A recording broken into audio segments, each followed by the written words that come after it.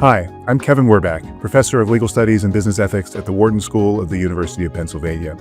For decades, I've studied emerging technologies, from broadband to blockchain. Today, AI is promising to transform our world. But AI needs accountability, mechanisms to ensure it's developed and deployed in responsible, safe, and trustworthy ways. On this podcast, I speak with the experts leading the charge for accountable AI. When the thing accessing your finance or HR system isn't a person, but an agent with a brain that can be manipulated or just hallucinate, identity becomes a different kind of challenge. Harish Peri runs AI security at Okta, the access management and identity company, and he's seeing enterprises race to deploy AI agents that they can't fully see or control. In this episode, we talk shadow agents, kill switches, intent mismatches, standards, and more, as agentic security races to keep up with agentic deployment. Welcome, Harish. Thank you for joining me on the road to accountable AI. Fantastic. Thanks for the opportunity. Okta's a company most people know about for digital identity and things like single sign-on. How did the company get engaged in governance of AI agents? People know us for SSO, which is accurate in that that's where we started 17 years ago. But even before AI agents enter the picture, our bigger vision has always been getting in the middle of people accessing technology. And as we grew up in the age of the cloud, where software moved to the cloud and became software as a service, and then identity and entitlements and access management really became a core pillar of security in general. So that's what the bigger journey we've been on. And the new software is and will be agents. If you think about it, like that's the new way in which people are going to interact with tech, and then that tech will interact with whatever systems are in the back end. The traditional front end, as it might go away and be replaced completely by agents. And so it really is an extension of our responsibility to say, hey, if we were protecting people accessing tech, we're now going to protect people accessing agents, or agents accessing agents and sub-agents and all the permutations in between. So it really is the natural next evolution of what we have always been up to. At a broad level, what's different about thinking of that problem in the agent context versus in the cloud context? Yeah, the simple thing is software doesn't have a brain, agents have a brain. And I say that maybe with a little tongue in cheek. Software, even robotic process automation, if you think about it, is just it's deterministic, it's if then, it's procedural, it does the thing that it's supposed to. Give an input, there's an output. With an agent behind the scenes, there's a large language model of some kind that is making a decision to say, based on what a user is telling me, should I actually allow, or sorry, what action should I take? There is a level of non-determinism that's involved in it. So the bar to make sure that an agent that has either been manipulated or has just hallucinated in general is not gonna, the bar for that, to protect that agent from accessing the wrong resources or taking the wrong action, is a lot higher. And so the non-determinism, while it leads to a lot of efficiencies, also leads to a higher degree of risk. Mm-hmm. And then what gave you the idea that from a business standpoint, focusing on these issues of agent security was something where there was an opportunity there? This is one of the few cases where the market came to us overwhelmingly. At some point it would make for a good case, actually, in your world, where pretty much maybe 8 months ago, we started to see a massive influx of just questions from our own customer base saying, hey, we're starting to see the rise of agents in our workforce. We know that there is a security risk. Please help us. And so that was a perfect kind of convergence of our vision and what the market wanted to do as well. So it's a good time to be in the agent space overall. But at a general level, there's lots of cybersecurity companies and other companies that have deep experts on the cyber side. How do the skill sets that you have in that access management and identity world play into this context? Yeah, the agents are one of the had the one unique characteristic that they live on what's called the application layer, which means it's a kind of an app that could be running in the cloud. It could be running on your machine. It could be built by a SaaS vendor that now has an agent. And the brain I talked about being the large language model, that's one piece. The arms and legs, if you will, are the access hooks that the agent has into all the resources in your organization. You hear a lot about MCP. That's one type of access. There are other ways in which agents can access the resources, but it's ultimately an access. And more importantly, it's an authorization problem. Is this agent allowed to execute this action or access this data at this moment in time on behalf of this user, given all available signals? So that very much lives in that application layer, more so than in the network layer or the endpoint piece or in broader cloud security. Now, the other components of the cyber stack are critical because they will, they when you put them all together, it helps define a new type of zero trust where you can always trust but verify an agent's actions. You need signals from the other parts of the cybersecurity stack, but they all have to converge on identity and authorization. What does it mean then to focus on the application layer? What practically does that change in terms of how you design a solution? Well, what I think that nothing. Well, a lot of things change, and then at the same time, nothing's changed. Nothing changed. A few things change. What changes is if you're an organization, creating your own agents, you do need to really think through the new types of security risks that can come into play. And it's a combination of security risks and also bad behavior. Security risks are things like prompt injection, where like as a company, if you're exposing an agent to a user, likely there's going to be a chat interface. That chat interface is essentially like opening up a new attack vector into your organization, and so prompt injection becomes a new kind of attack vector, if you will. But also really thinking through, are agents going to operate within their guardrails? Are they going to literally lose their minds or not? Is also a very real consideration. So it changes the calculus of what security actually means if you're building agents. Now, the flip side, the things that don't change are still hygiene. You still need to ensure that at the identity level, things like API keys and access tokens don't just get publicly exposed there, because even if someone is not trying to manipulate an agent will try multiple execution methods in order to get its job done.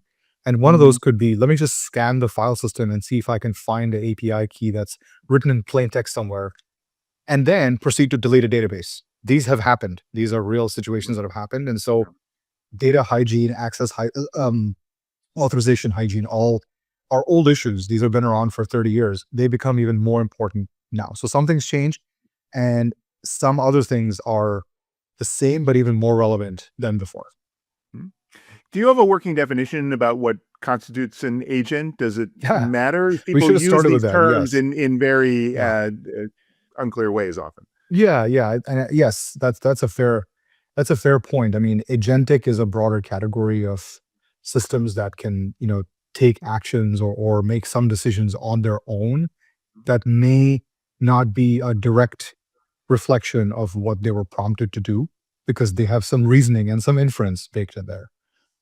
But the agents that I'm referring to are specifically enterprise agents. These carry the biggest risk because if you have an agent that is accessing your finance system or your HR system or payments or ERP or your sensitive documents, and if it's an agent that multiple users are hitting at the same time, that creates a higher bar for security. I would argue that if it's something simple where you're just asking, Copilot or Google to say, summarize my email or move this data into PowerPoint and make it look good, that the risk is minimal because it's 100% within your envelope. It's when it leaves your envelope and has autonomy and also delegation that transcends who you are. That's that's the type of agent that requires the highest level of risk management. You mentioned customers coming to you looking for these kinds of security features.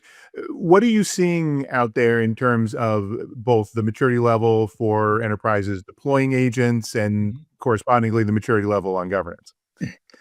Yeah, it's weird. It's like a simultaneous contradiction is what we're seeing. There are, without a doubt, multiple, many large organizations that are on the cusp of deploying agents into production.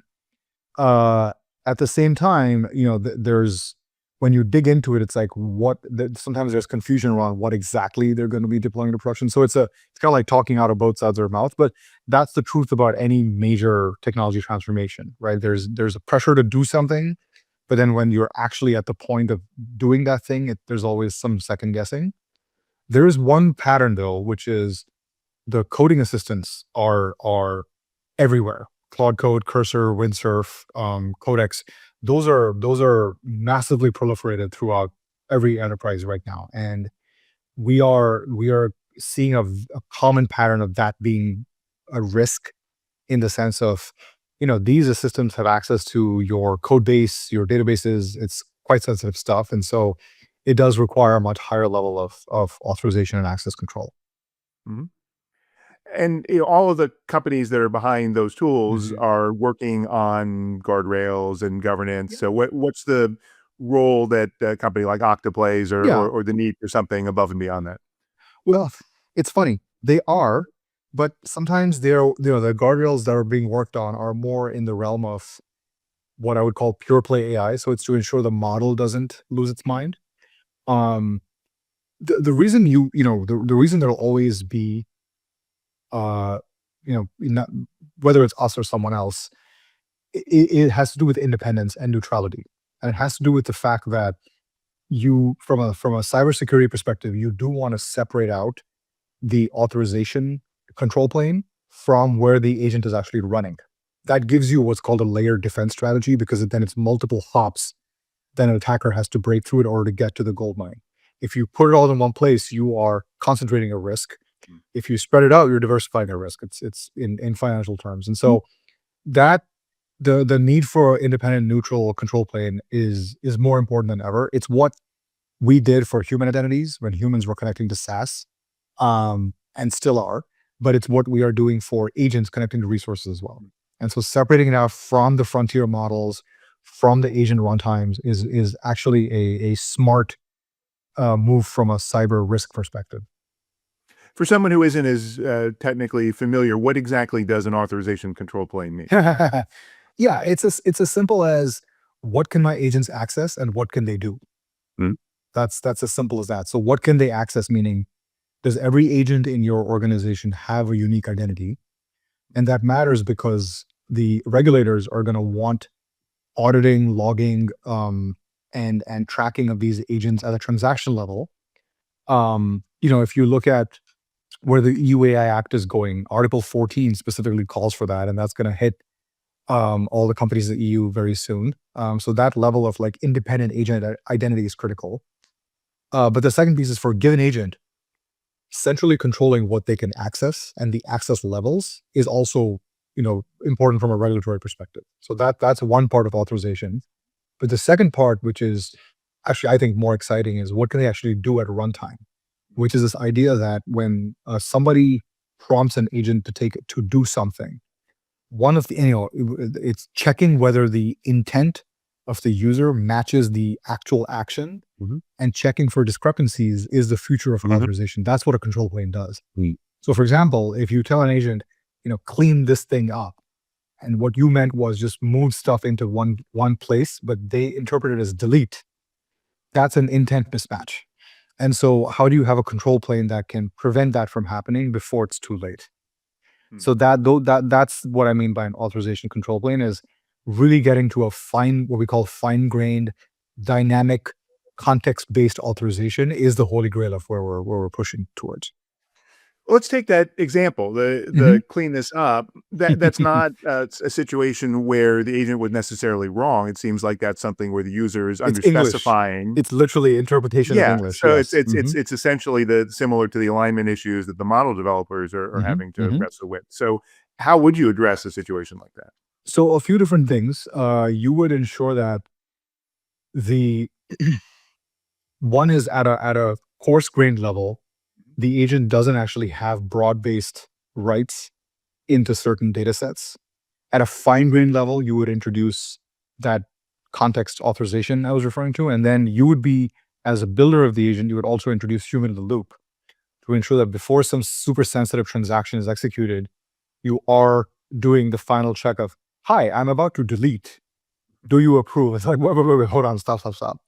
Now, human in the loop is tricky. If you introduce human in the loop everywhere, then you're not getting the benefits. Then you're just creating a really annoying intern that asks for permission for every action. Then it has no agency, and therefore it is not an agent. So, but it's a combination of coarse grain, fine grain authorization, and then also human in the loop to secure these potentially dangerous transactions.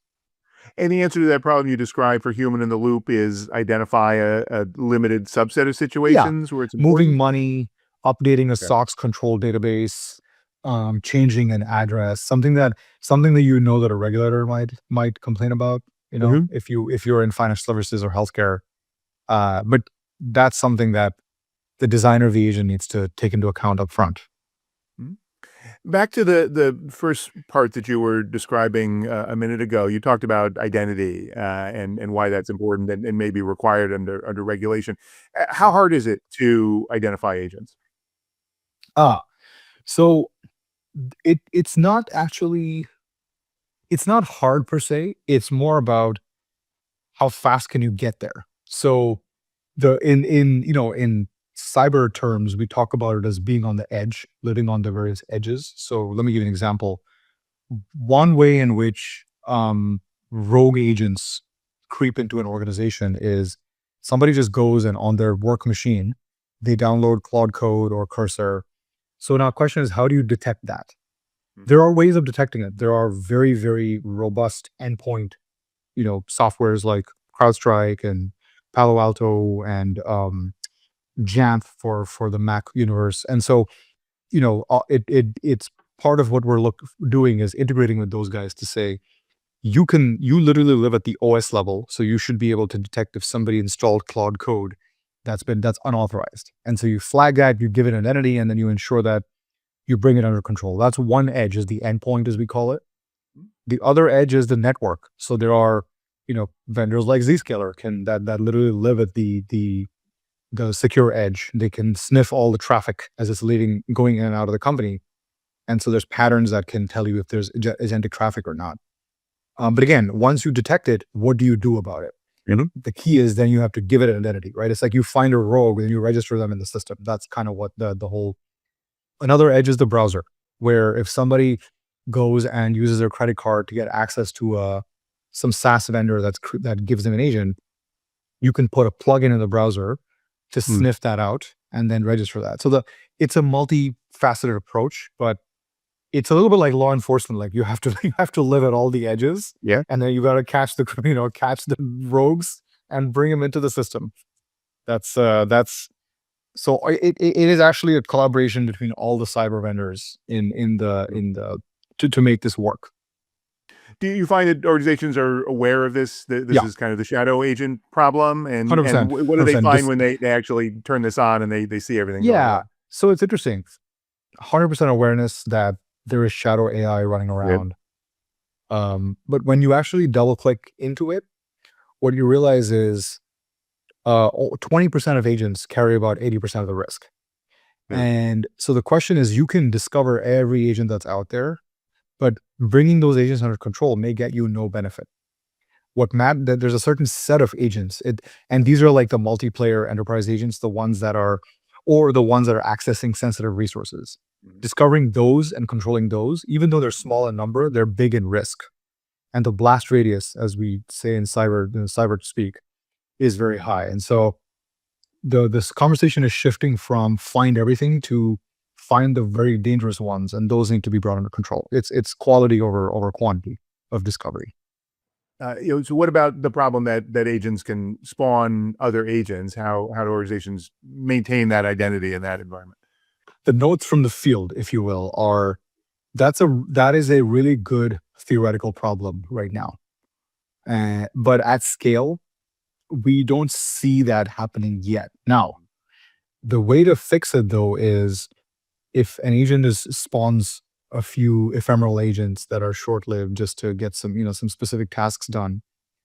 Uh, if If that is known behavior, then you can design it where each type of sub-agent gets its own identity, and there's the canonical representation has an identity, so you know that it is allowed. But let's say that you want the agent to just run free, then what's important is you have authorization, where even if a sub-agent is spawned, when it's about to take an action, you have the final guardrail that says, excuse me, not allowed. And you log that, right? So then the regulators are happy. So authorization, that's why we are so gung-ho on authorization. It becomes very critical, especially for the dynamic agents or the ephemeral agents. Sub-agents that are known, that are part of the design pattern, that's easier. That's just A to A, agent to agent as it's called. It's pretty straightforward. Right. What's the biggest risk area that you're actually seeing out there in organizations that they are struggling It's to the deal with? local, it's the desk, it's the laptop agents, the coding assistants. That is the most clear and present risk right now, because they are the level of access they have and the power that they have is incredibly high. So that needs to be detected and shut down, or detected and controlled right away. We don't want to shut it down. They're fantastic tools. We're big fans of all of the coding assistants, but they have to be controlled properly. Otherwise, there could be unintended behavior. And at this point, are those risks more in the domain of this accidentally deleted my production database, or external kinds of threats like prompt injections? No, they can be prompt injected, because remember, these coding assistants are not just for developers. They're essentially giving you the power of the frontier model in a command line interface. And so, you can imagine a world where somebody, is a victim of a phishing attack or some kind of social engineering where they accidentally, obtain a markdown file that contains malicious instructions in there, right? Because it's all text. So, you accidentally, put in the wrong MD file into a skill that has been poisoned. So that's model poisoning, that is a very real risk. And it's not just in the realm of developers. Civilians that are using these frontier models on your terminal are probably more susceptible to these risks. You mentioned a couple of standards already, like MCP and A2A. Do we have the standards that we need fully in this environment, or are there missing pieces? No. MCP is it's a really good wrapper on APIs, and it allows any owner of resources to expose their tool calls, as they're now called, in a standardized way. Great. A to A being another one for that helps with agent discovery and showing the agent card, and all that's fine. But from a security perspective, there's still room for things like universal agent identity. So in a future where every organization is creating their own agents and they're crossing trust boundaries, what is an agent's passport? Or like every website has a unique IP that's resolved by the DNS authority. What is a agent's DNS resolution, right? So that is one standard. The other one is, if you truly want a agentic mesh where every organization's agents talk to every other organization's agents, identity has to transcend the identity issued by a single identity provider like us. Yeah. You need a way for an agent to carry a cryptographically provable device or user bound identity with what's called DPoP, demonstrated proof of possession, to say that you are actually acting on behalf of someone that crosses trust boundaries. So there are certain standards. Now I'm going to get very nerdy. There are certain standards like SPIFFE and Spire or MTLS that can start to do that, but they need more widespread adoption. So we have by no means landed on the full set of standards that we need. It's still a work in progress. Yeah. Do you see that universal agent identity being a realistic possibility? It's partly a technical issue, but partly it's just a very hard coordination issue to get everyone to agree. Yeah. Standards are hard. Standards are easy to define and hard to adopt. And we are very familiar with that. We as a company, our DNA is all about find a problem, solve it internally, figure out the common pattern, bring the others along, make a standard, then bring the industry along. Now, the last two steps take a lot of time. There's a standard that really led to the growth of identity called SAML. And SAML took many, many years to adopt. And sometimes I think we ourselves forget that it took us, 10 years to get here. So we can push all the standards we want in AI, and there's the right thing to do, but it takes time and adoption. And with AI, what's interesting is there's such a tremendous pressure to realize ROI and positive outcomes Yep. that people are taking shortcuts. Yeah. And one of the shortcut is don't bother with the standard, just get it done somehow.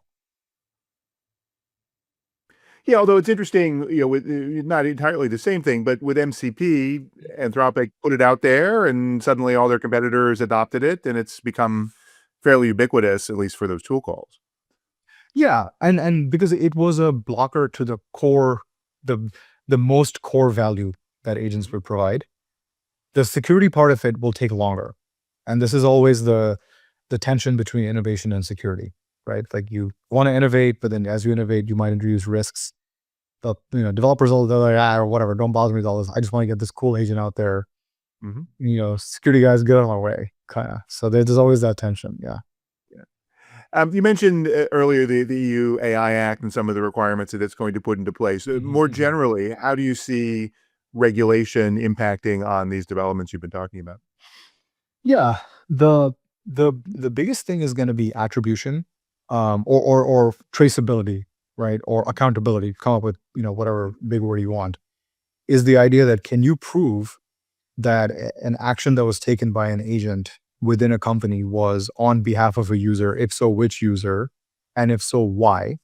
And if it did happen, did you have all the right controls in place to prevent a potentially bad action? Like proving all that is gonna, I see that as being a big cottage industry for the auditors. Is Mhm.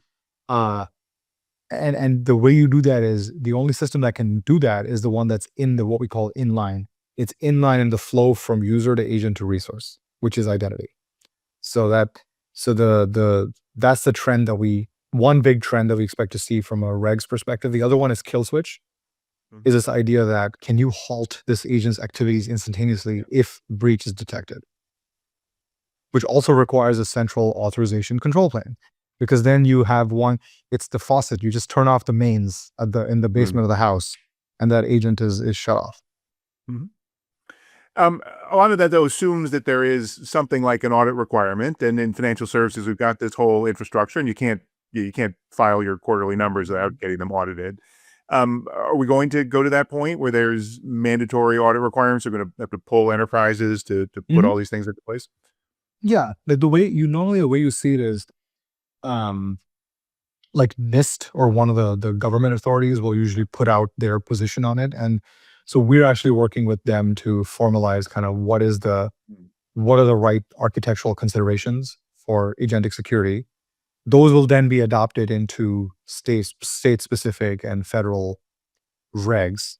And it might even, it might end up being based on what the EU is doing, because the EU is always at the forefront with regs. And so you can kind of see that, flowing into maybe SOX or NYDFS 200 or wherever they are, and influencing those. But I think it starts with the definition of the right even frameworks and standards, which NIST plays a Mhm. big role in.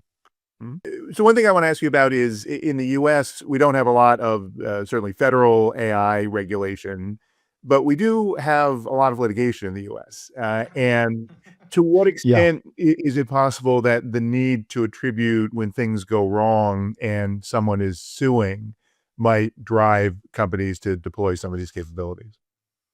Yeah. I mean, without even being as, I guess, morbid as getting sued, uh, we are we are definitely seeing that boards are asking their CEOs and chief security officers to put agentic guardrails in place now, because they're almost looking at it as an insurance policy.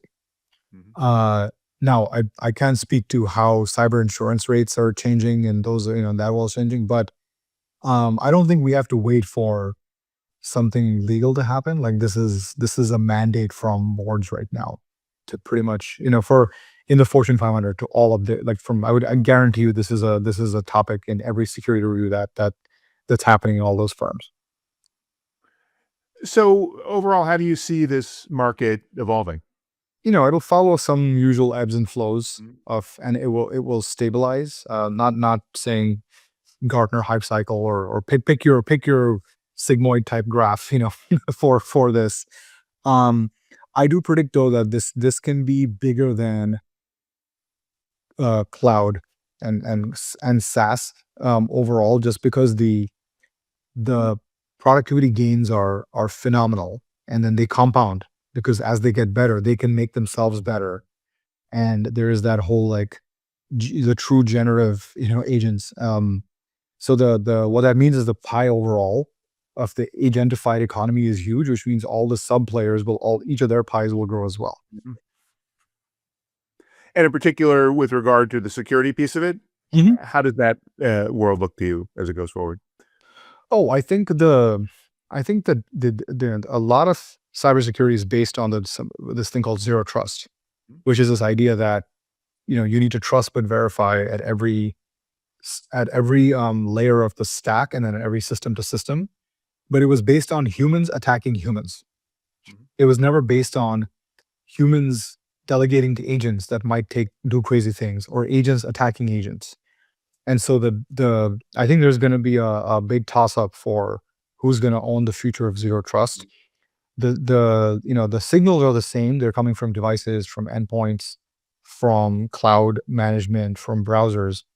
But who processes the signals? Who makes the decision of increasing, authorization guardrails or whatever in flight? That's going to change. So I think it's going to be a big toss up. And I do think there's going to be a kind of a redefinition of what does zero trust architecture for agentic look like. Harish, thank you so much. It's really been a pleasure Thank you. speaking with you. Yes, likewise. Thank you so much. This has been The Road to Accountable AI. If you like what you're hearing, please give us a good review and check out my Substack for more insights on AI accountability. Thank you for listening. If you want to go deeper on AI governance, trust, and responsibility with me and other distinguished faculty of the world's top business school, sign up for the next cohort of Wharton's Strategies for Accountable AI online executive education program, featuring live interaction with faculty, expert interviews, and custom-designed asynchronous content.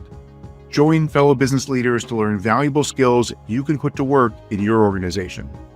Visit execed.wharton.upenn.edu/ACAI for full details. I hope to see you there.